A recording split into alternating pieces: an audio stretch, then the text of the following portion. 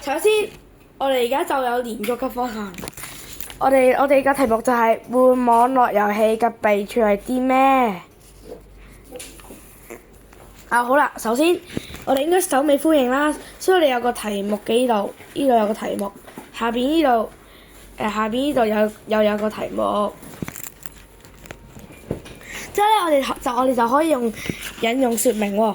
引用咧就係美國最大使館咧就話，每日你最多玩30分鐘電腦遊戲就好啦。如果唔係，我哋就會傷害到我哋眼睛，因為有藍光顯示。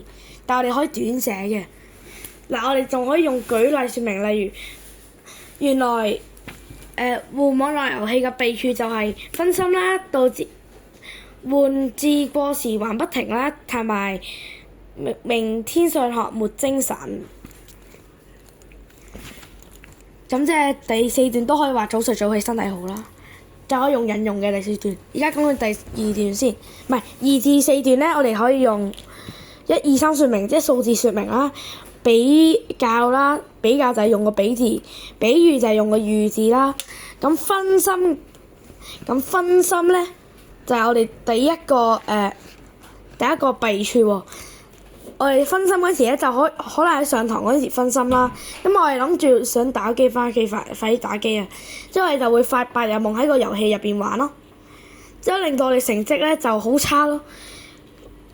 因為我哋冇聽書啊嘛。之後又聽唔到老師講嗰啲 keyword。第二個 method 咧就係換至過時還不停，咁即係都係弊處呢個，即係唔好嘅咯。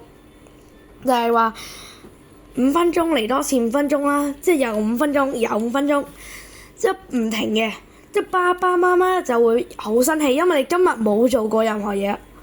之後咧就成間屋就會家嘈屋閉咯，咁就會有個唔好嘅環境啦，之後令到屋企一個唔愉快嘅地方。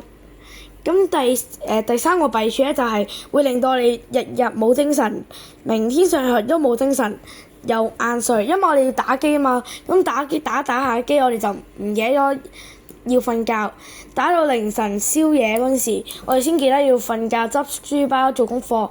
咁咪第二日咪冇精神上學咯。咁最後尾一段啦，就係題目，唔係原來我哋做原來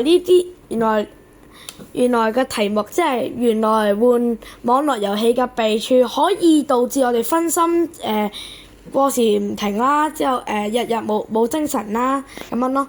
之後我哋就可以引用原來我哋早睡早起身體好，真似一個名不虛傳的説話啊。咁咪就最後尾可以點多次題就話，這就是換網絡遊戲嘅弊處咯。唔該。